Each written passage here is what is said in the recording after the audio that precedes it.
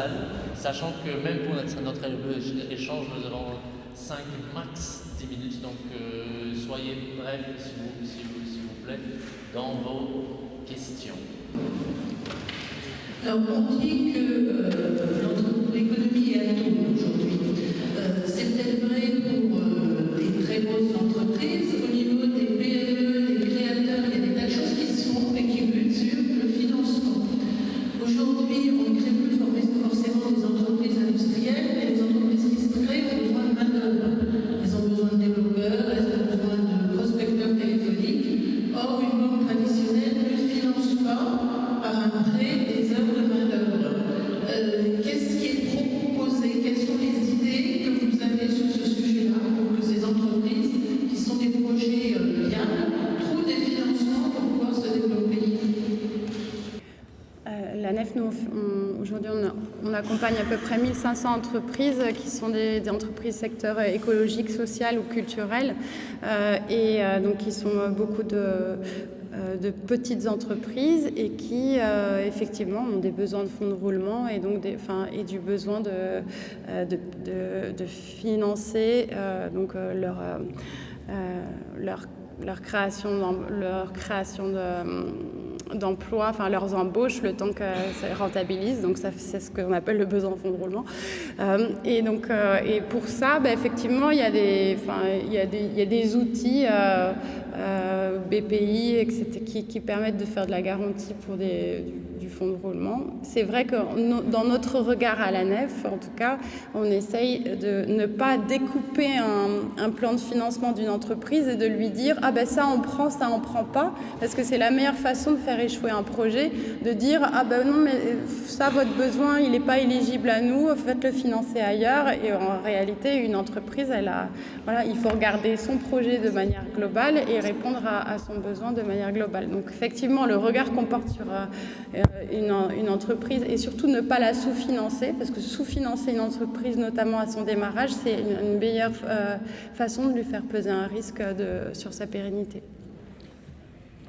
Peut-être que je vais faire ma question hors sujet, mais en vous écoutant, ce que je me demande en fait, c'est est-ce que le sous-jacent qui structure le financement actuellement, ce ne serait pas les normes comptables et les normes d'audit et les normes d'évaluation qui font qu'on mesure la performance d'une entreprise d'une certaine manière et pas d'une autre, qui fait que cette manière-là, on peut dire qu'aujourd'hui, elle n'englobe pas toutes les choses qu'on devrait englober dans une mesure d'activité de performance d'une entreprise, ce qui est écologique, humain, etc., etc.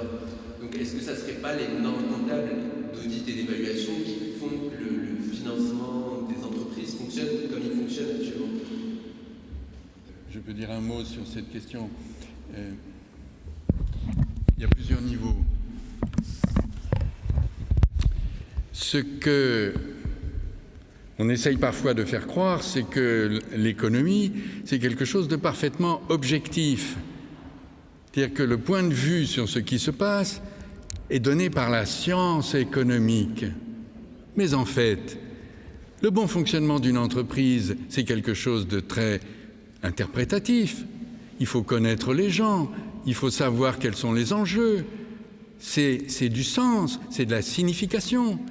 Et donc, toute l'habileté d'avoir monté les marchés financiers, les agences de notation dans le domaine de la titrisation, c'est d'avoir pris le pouvoir sur l'interprétation.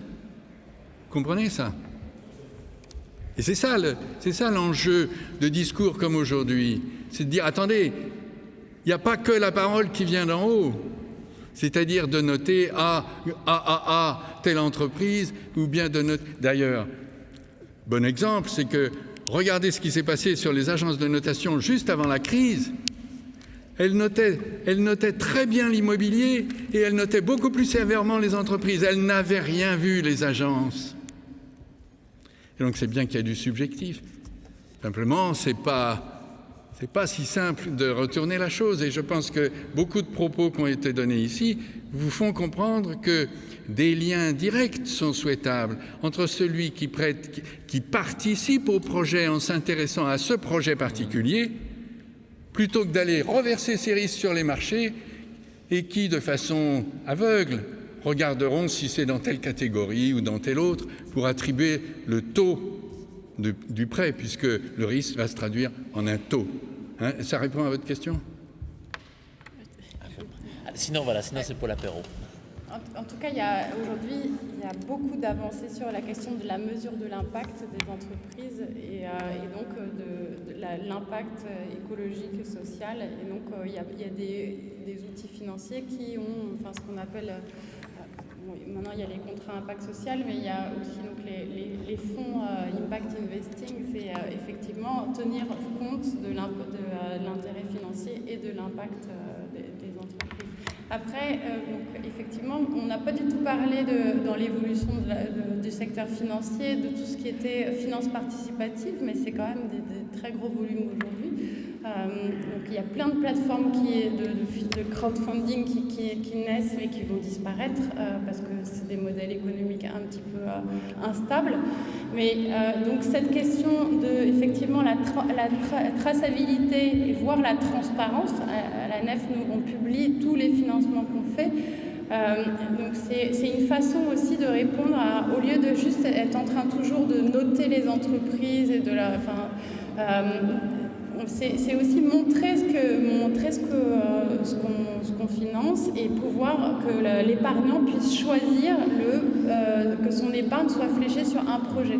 Donc voilà, nous on a lancé une plateforme qui s'appelle Près de chez moi. Et on peut ouvrir un compte à terme, un compte épargne, et choisir vraiment que ça finance un projet. C'est une autre façon de répondre à ça. Une question.